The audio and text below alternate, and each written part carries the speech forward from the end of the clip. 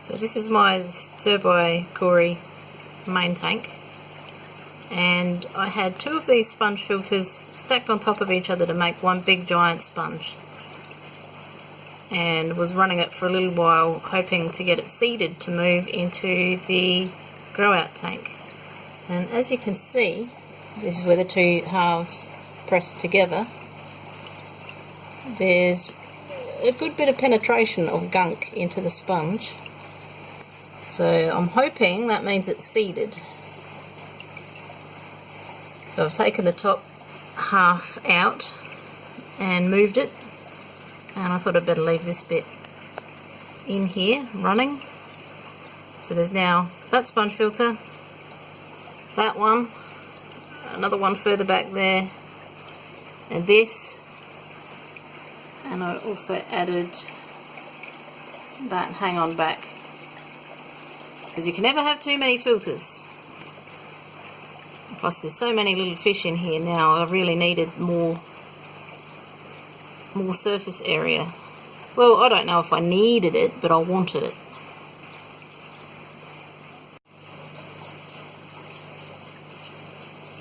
I'm not entirely sure there hasn't been a jailbreak. There's suddenly lots of little fish everywhere in the main tank. As you can see, they're still laying. I think that one's the oldest one. But there's three little ones there. There's another one on the bottom, another one back there under the plant. Something going on down there. Yep, there's another one. So they're still laying eggs. Eggs in the two usual places. A few there. Lots of eaten eggs. And I think these guys are a little bit smaller than the ones back in that breeder box back there that they might have gotten out of. I don't know. It just seems like they came out of nowhere, but then I suppose that happened with the first ones too. They just seem to come out of nowhere. There's plenty of places for them to hide when they're tiny, like down under there. So we've started the final stages of getting a grow out tank for these guys. Although these little guys are going to stay in this tank, I'd never be able to catch them, I don't think. I'll show you what I've got set up for the ones in the breeder box that I'm going to move. So this is the grow out tank that I've set up.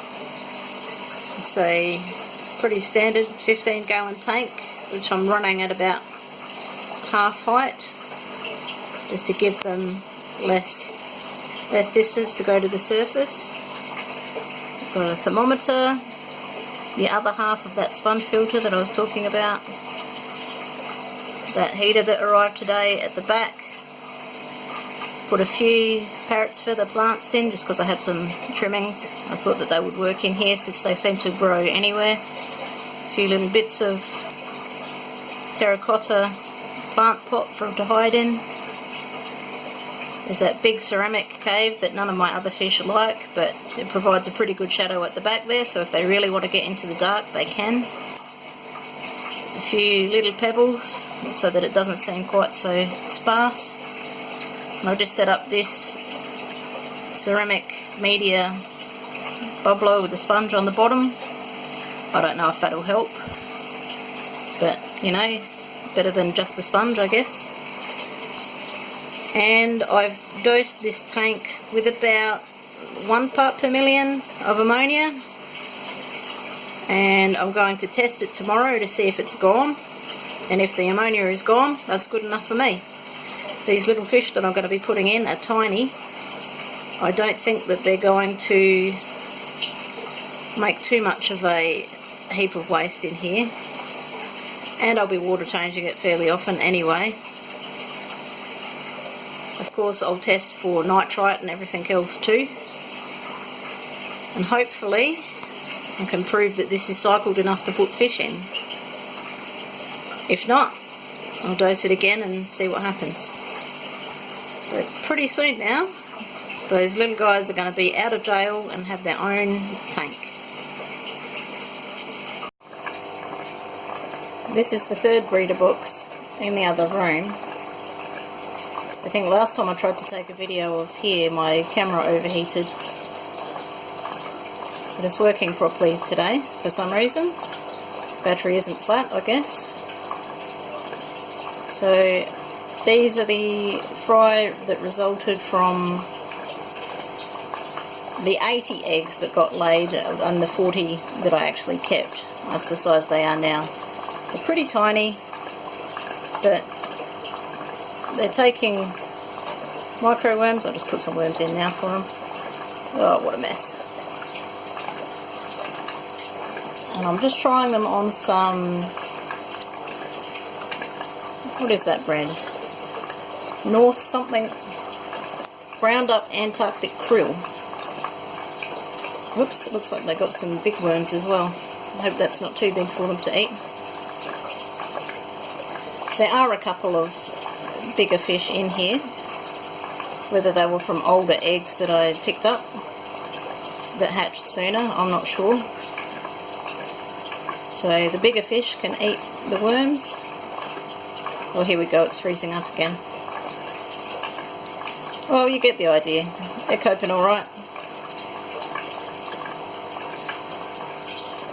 Looking quite happy.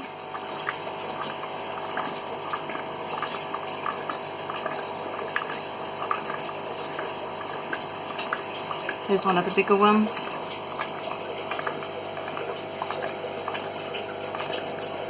Oh, that could do with a vacuum. Guess all the poop ends up on that end.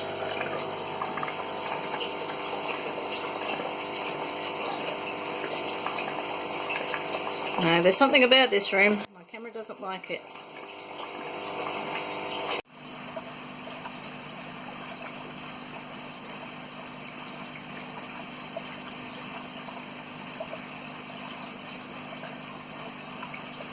I'm not exactly sure what these are.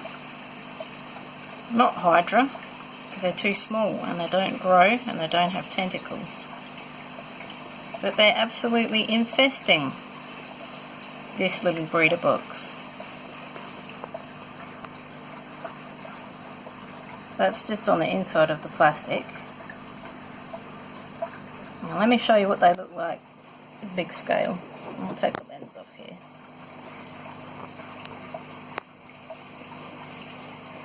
That is what's covering this Java moss.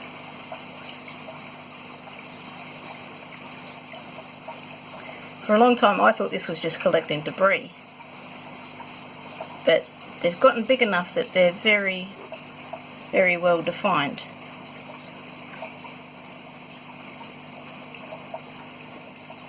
I think they're eating all the microworms that I've been putting in. I'm not sure how else this kind of massive infestation would happen.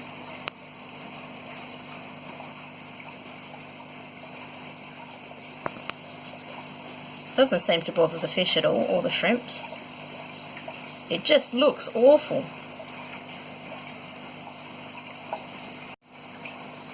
I did that thing where I forgot to put the light over the box again, so you couldn't actually see any of the fish. They are in there, hiding, because they don't like that bright light, and neither do I, so I'm going to move it back.